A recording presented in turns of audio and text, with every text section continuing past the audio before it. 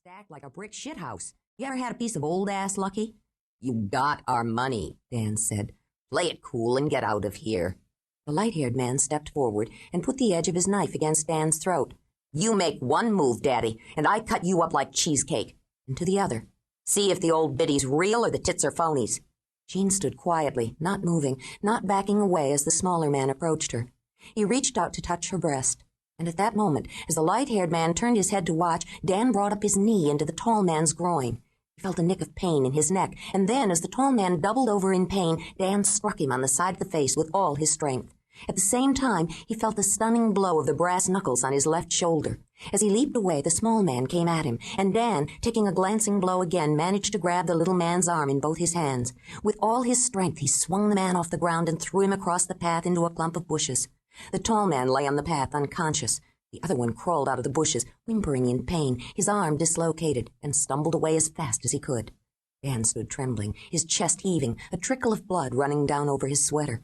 "My God, he cut you!" Jean cried. "It's nothing, just a scratch." "Let me look at you. You're bleeding like a pig." "Thank you," he panted. "Just what I need." "Give me your handkerchief." His hand shook as he held it out to her. "This will hold it.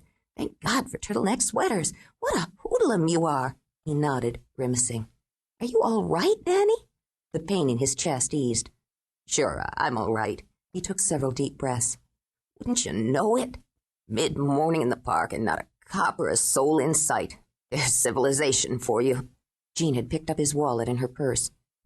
I think you killed him, Danny. He hasn't moved." "Not likely." He bent over and reached into the unconscious man's pocket. "What are you doing?" "I want my watch. I paid $200 for that watch." The man groaned. "Danny, let's get out of here," Jean begged him. "And leave this shithead here to mug someone else? Not likely." The man was on his hands and knees now, groaning with pain. Dan picked up the knife and handed it to Jean. Then he pulled the man to his feet by the collar, twisted one arm behind his back, and said to him, "We're going to walk back up there, Sonny. You make one move, and I'll break your arm, and believe me, it will give me pleasure." It was past lunchtime when they finally finished with the police and the depositions. Jean had washed out the cut and put a Band-Aid on it, and Dan had changed his clothes and sat sprawled in a chair in the study, a cigar in one hand, a drink in the other. "I want you to see Dr. Kelman," Jean said. "Don't think I didn't see you sucking in your breath and feeling your chest." "It's nothing. I'm fine." "And the cigar?" "Woman, for God's sake, I saved you from a fate worse than death."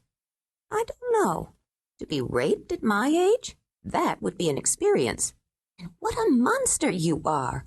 I never would have believed it. That sweet, white-haired old man our mayor has called a civic treasure?" "Do you know, baby, I haven't been in a real brawl in 35 years. I guess, like riding a bicycle, it's something you don't forget. Only I didn't want it. All I wanted was for them to take the money and get out of there." "It was very brave and noble of you, Danny."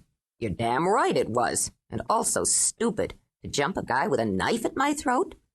"Ah, well, it's not every woman who's fought over at my age. Only from now on, we shall walk on the Embarcadero. The world is changing, Danny." "It certainly is," he agreed. "The sense of being a woman," Dan's daughter Barbara Lavette wrote in her first novel, which was entitled Driftwood, "is the sense of being an outsider. There have been other outsiders, slaves, minorities, the Jews, and at one point or another, both the Catholics and the Protestants. But through all of remembered history, there has been only one constant outsider, the woman. She is never of the world. She always remains at the edge of it, tolerated, loved occasionally, respected less occasionally, and once in a while given a small gift of power. But even with the power, she is never free to leave the edge of the circle and walk into the center of it."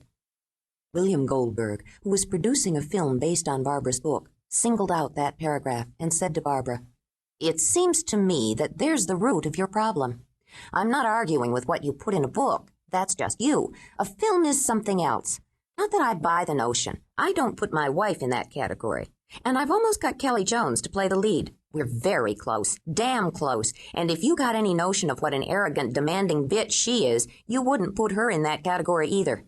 Anyway, I'm not sure I understand what in the hell you mean. I just smell it all over your screenplay, and that's what's wrong with it."